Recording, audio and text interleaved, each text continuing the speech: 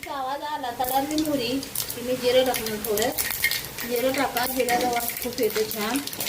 आणि हा बघा कांदा, लसूण आणि कढीपत्ता घेतलेला आहे. तर चांगला एक जीव करून भाजून घ्यायचा कांदा ह्याच्यात तेलामध्ये. लसूण पण घातल्या, लसूणचा पण वास येतो खूप छान चटणीला.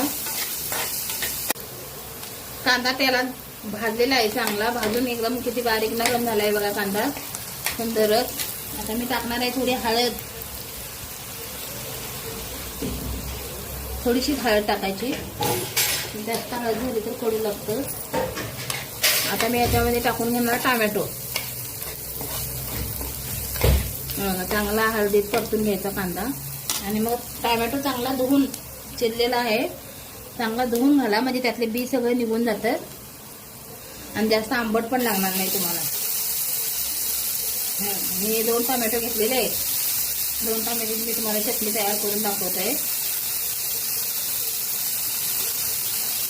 म्हणजे टोमॅटो चांगला नरम होईपर्यंत त्याला परतून घ्यायचा. एक जीव झाला पाहिजे त्यांचा, जरा नरम पडला पाहिजे टोमॅटो पण. हे बघा टोमॅटो आता चांगला शिजलाय तेलामध्ये. आता आपण टाकणार त्याच्यात तिखट.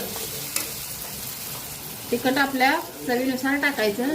जास्त आवडत असेल तर जास्त टाका. आमचं तिखट जरा तिखट कमी आहे म्हणून आम्ही जास्त टाकतो.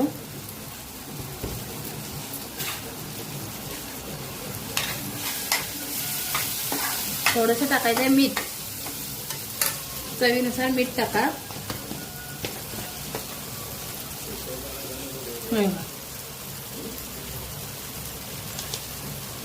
थोडंसं मीठ टाकले.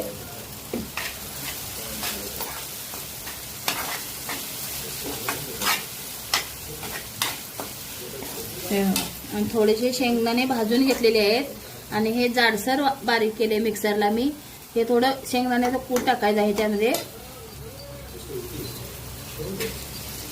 दाताखाली लागलं पाहिजे शेंगदाणे पण, मग छान लागते चटणी. आंबट तिखट अशी छान लागते.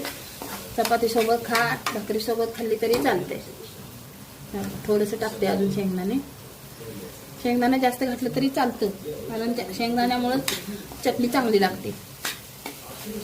हे बघा आता तयार होत. हे बघा तयार झालेली आहे टोमॅटोची चटणी. झटपट गावरान चटणी टोमॅटोची. चपाती सोबत खायला एकदम खूप छान लागते. तुम्ही पण ट्राय करून बघा. आवडली असेल तर मला लाईक करा, शेअर करा आणि सबस्क्राईब पण करा. धन्यवाद.